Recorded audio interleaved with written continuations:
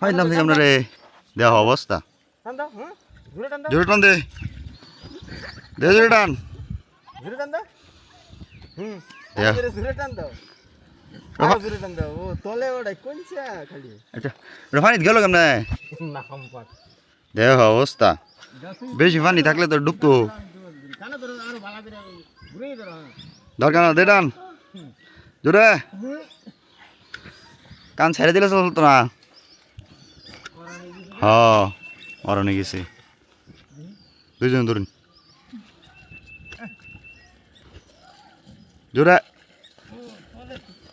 জোরে জোরে